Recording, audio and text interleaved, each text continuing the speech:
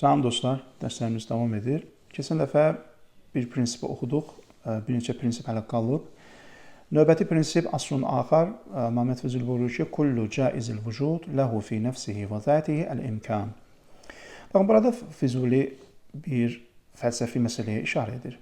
Buyurur ki, biz istənilən bir yaranmış varlığa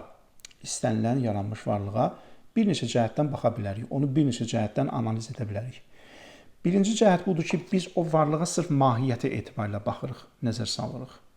Əgər biz hansısa bir varlığa sırf mahiyyəti özü etibarilə nəzər salsaq, ləhu fi nəfsihi və zəti əl-imkan. Görürük ki, onun özündə, zatında, mahiyyətində mümkünlük var.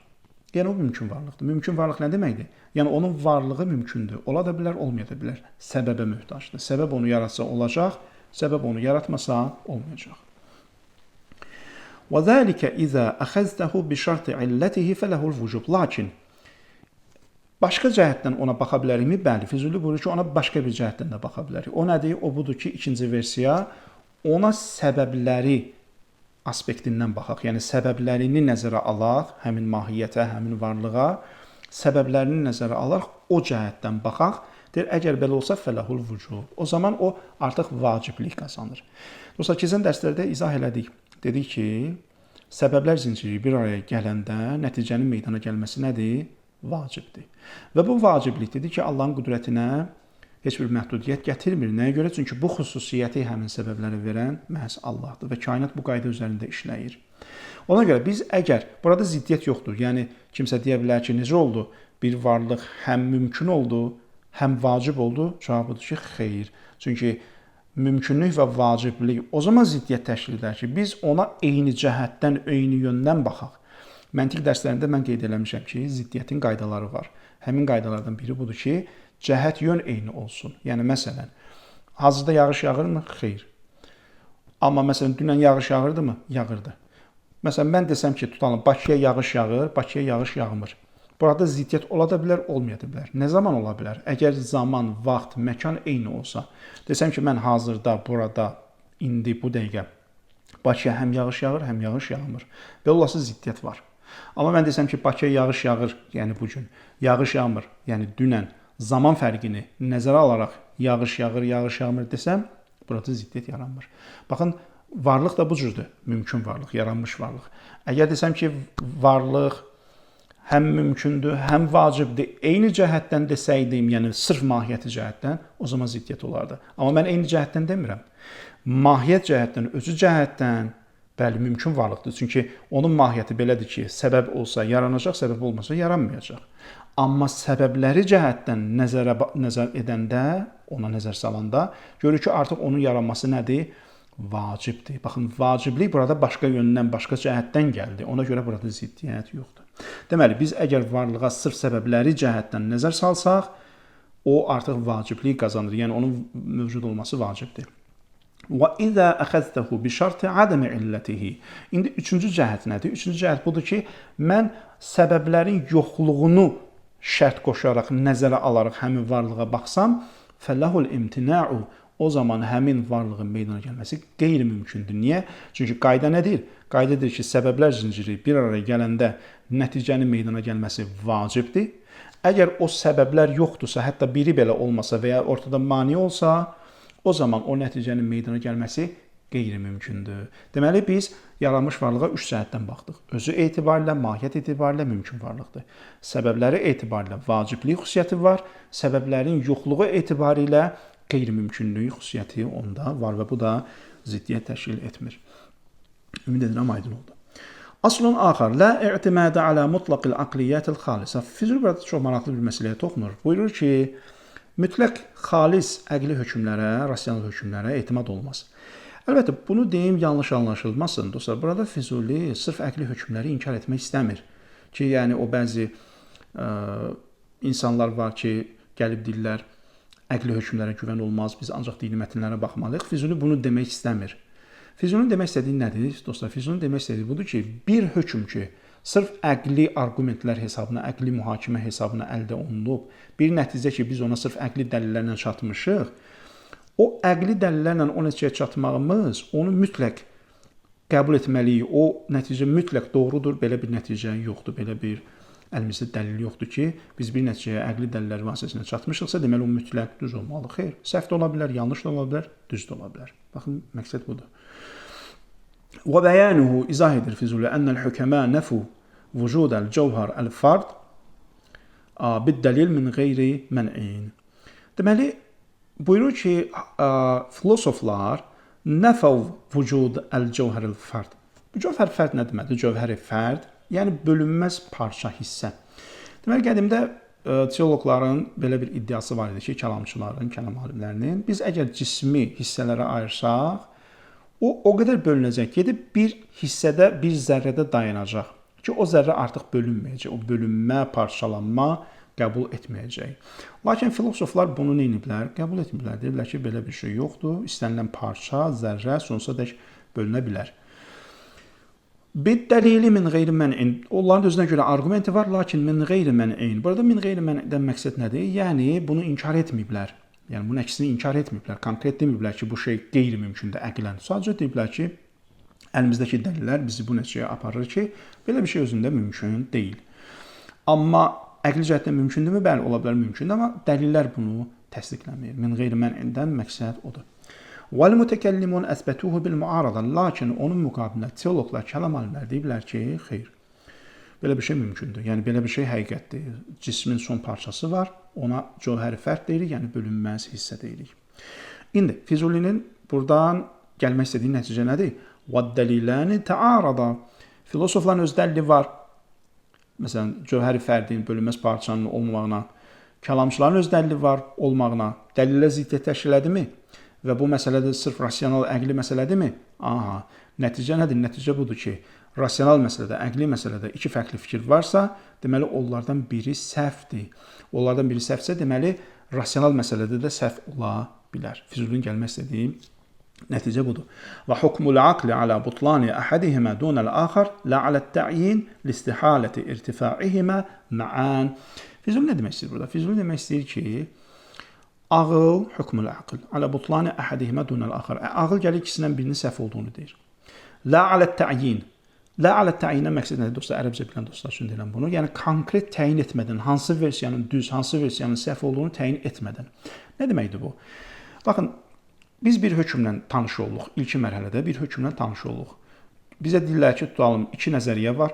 Bölünməz hissənin olduğuna dair iki nəzəriyyə var. Biri deyir ki, belə bir şey var, biri deyir ki, belə bir şey yoxdur.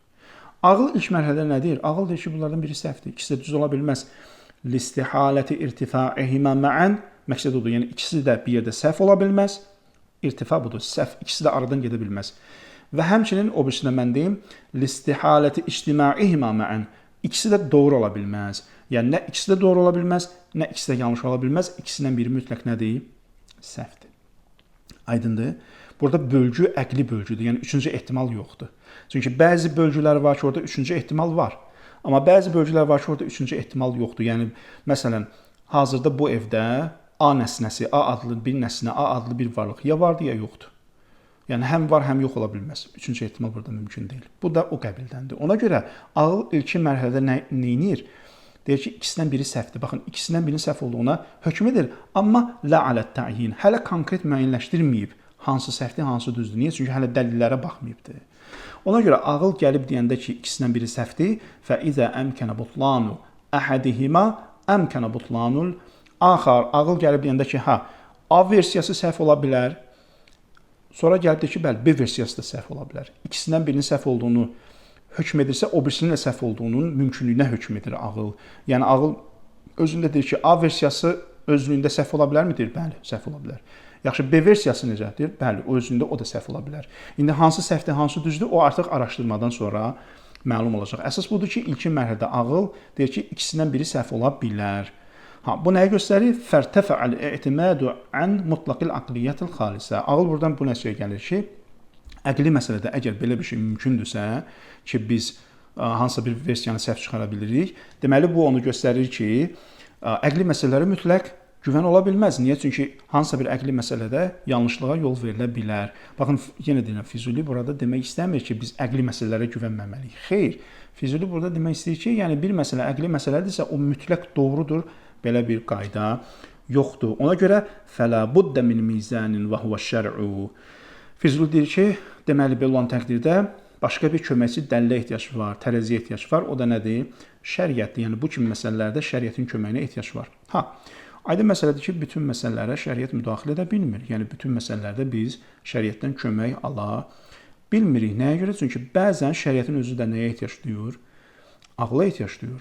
Və in raca'a qabulu şər'i aydan iləl aqli min vəçhin axar. Baxmayaq ki, başqa bir yöndən şəriətin özü də ağla möhtaçdır. Dostlar, şəriət hansı cəhətdən ağla möhtaçdır?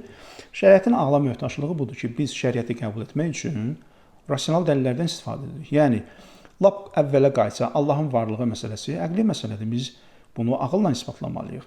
Peyğəmbərlərin varlığı, peyğəmbərlərin məsumluğu, peyğəmbərlərin qeybdən xəbər gətirməsi, dinlərin toxunulmazlığı, məsumluğu, bunlar hamısı nədir?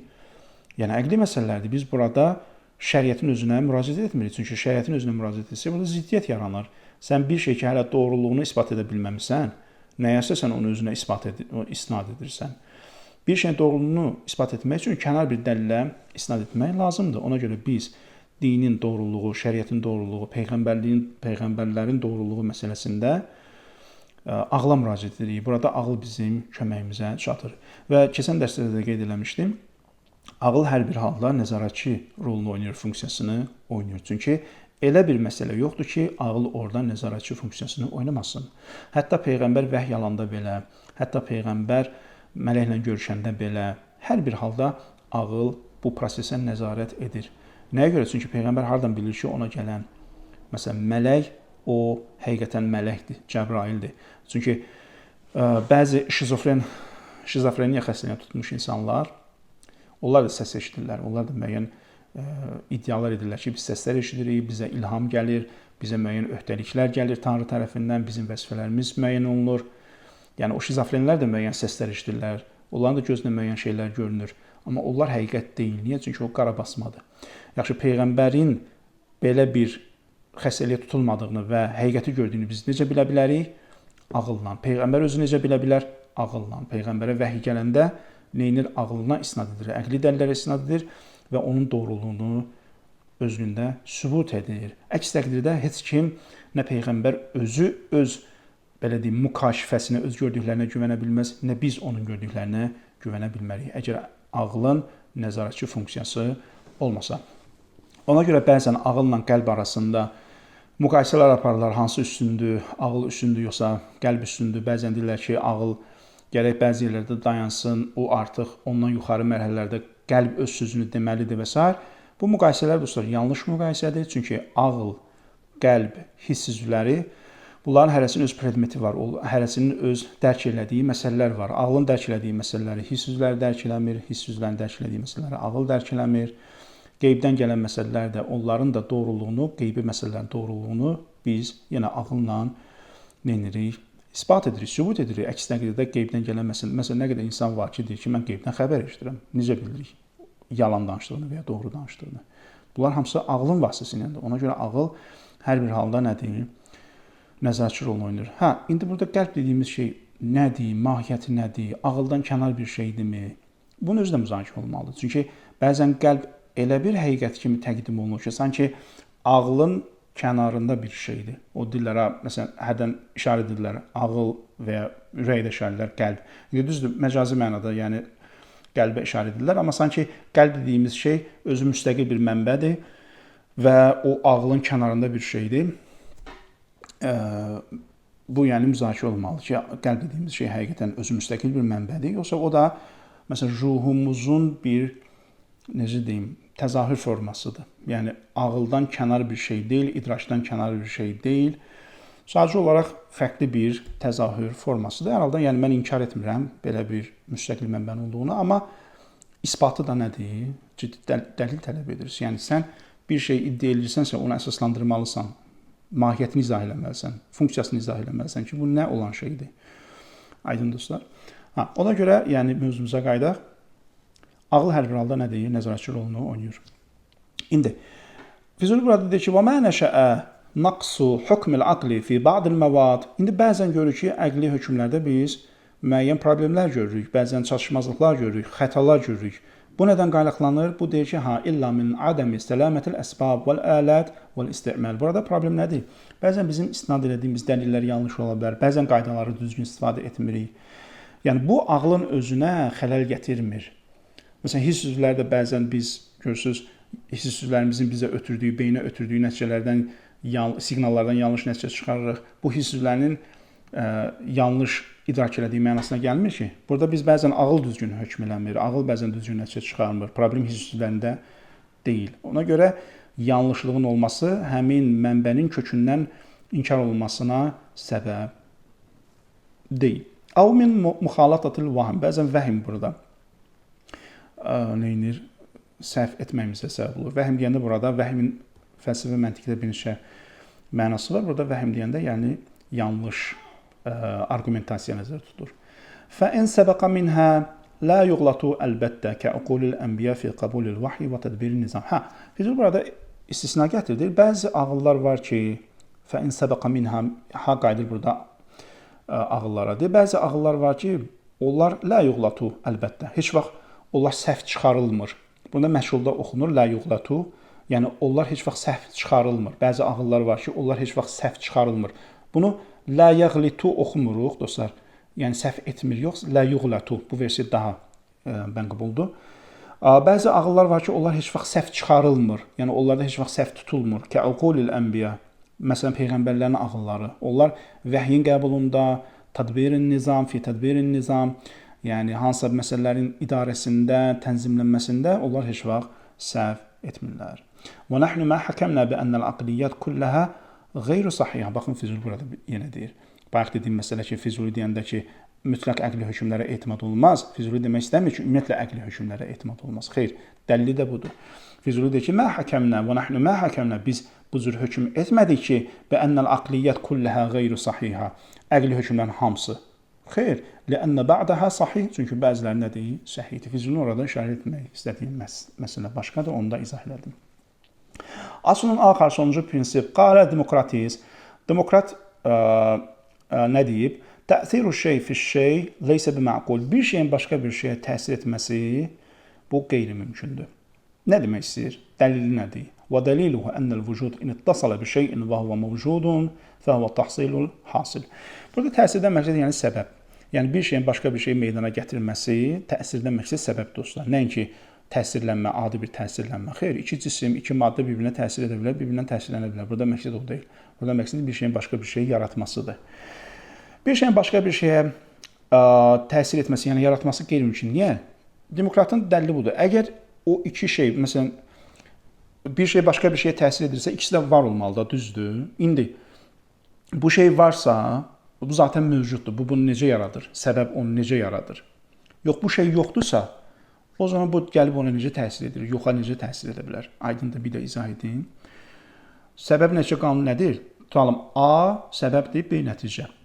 İndi demokrat gəlib burada bu məsələni araşdırmağa çalışır ki, bu A B-ni necə yaratdı? Əgər B var olan halda A onu yaradırsa, bu zaten var. Yox, B yoxdursa, yox olan bir şeyi A necə yarada bilər? Aydındır, baxın, odur. Ki, əgər bu varsa, o zaman o səbəb ona nəyini yaradıbdır? Bu zaten var. Sonra və in ittasala bihi və huwa ma'dumun.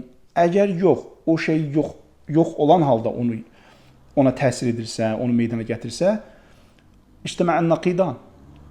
O zaman iki zidd bir-birinə burada toplandı. Niyə? Çünki varlıq və yoxluq bunlar zidd anlayışlardır. Əgər bir şey yoxdursa və sən iddia edirsən ki, o yoxluğu yaratdı, varlıq yoxluğu yaratdı. Burada iki dənə zidd məfhum neynədir? Bir-birindən birləşdiyi üçün burada ziddiyyət yarandı. Və huma el-vücudu vəl-ədəm. Nəqizandan yəni iki ziddən də məqsəd vücud və ədəmdir. Əlbəttə, fəalə həzə əl-rəyi yəmtəni'u vücudul mümkinat. Bu rəyə əsasən, bu üçün mümkün varlıqların yaranması bu artıq öz əhəmiyyətini itirir. Belə bir iddia öz əhəmiyyətini itirir. Belə bir şey qeyri-mümkündür. Füzuli deyir ki, və vücudul mümkinət şəhidun alə butlanihi və bihəzə müğalata. Füzuli buyurur ki, mümkün varlıqların varlığı bu iddianın yəni boş, əsassız puç olduğunu göstərir. Bu bir. İkinci məsələ dostlar, ikinci argumentdə zaten ziddiyyət yaranmır. Yəni əgər biz desək ki, varlıq A səbəb B-ni olmadığı halda necə meydana gətirə bilər bir halda ki, o yoxdur? Ha, bu başqa məsələdir. Amma burada ziddiyyət yaranır demək bu başqa məsələdir. Burada ziddiyyət yaranmır. Çünki bu yoxdur zaten. Ziddiyyət o zaman yaranır ki, eyni cəhət, eyni yön, eyni vaxt, eyni şeylər nə olsun, şərt qoşulsun. Amma burada biz o eyniliyi şərt qoşmuruq ki, deyək ki, burada nə yaranır? Ziddiyyət yaranır. Bu biraz ağır bir mövzudur, bilirəm. Sadəcə bunu indi tələbə dostlar üçün dedim. Mesela burada vücud və ədəm, yəni ziddiyyət o zaman yaranır ki, vücud və ədəmuhu olsun. Yəni öz ədəmi, öz yoxluğu olsun. Nəinki istənilən bir yoxluq. Yəni tutalım mən deyirəm ki, Zeyd, evdə Zeyd var, Zeydin varlığı var. Bir də tutalım Bəkirin də yoxluğu var. Yəni Bəkir yoxdur orada. Yəni Zeydin varlığı ilə Bəkirin yoxluğu ziddiyyət yaratmır. Əgər ziddiyyət yaradırsa, bu Zeydin varlığından Zeydin öz yoxluğu olsaydı ziddiyyət yaradardı, aydındır. Amma Zeydin varlığından başqa bir nəslənin yoxluğu bu ziddiyyət yaratmır. Ona görə bu demokratın bu iddiasındakı bu argument ki, burada ziddiyyət yaranır, bu düz deyil. Amma iddiası ki, var olan yoxluğu yox olduğu halda necə meydana gətirə bilər? Bəli, bu düzdür. Var olan yoxluğu yox olduğu halda meydana gətirə bilməz. Çünki yoxluq nədir? Potensial yoxdur var olmağa. Deməli, demokratın iddiası nəticəsi düzdür, amma argumenti nədir? Səhvdir. Fizikdə buyurur ki, burada bir səhv var, çünki biz mümkün varlıqları görürük, müşahidə edirik. Bu da dostlar növbəti əsl idi ki, bitdi və bu prinsiplər idi. Prinsipləri burada qeyd elədik. Hamısı ümid edirəm ki, aydın oldu. Bugün bu qədər. Növbəti dərslərdə görüşənədək.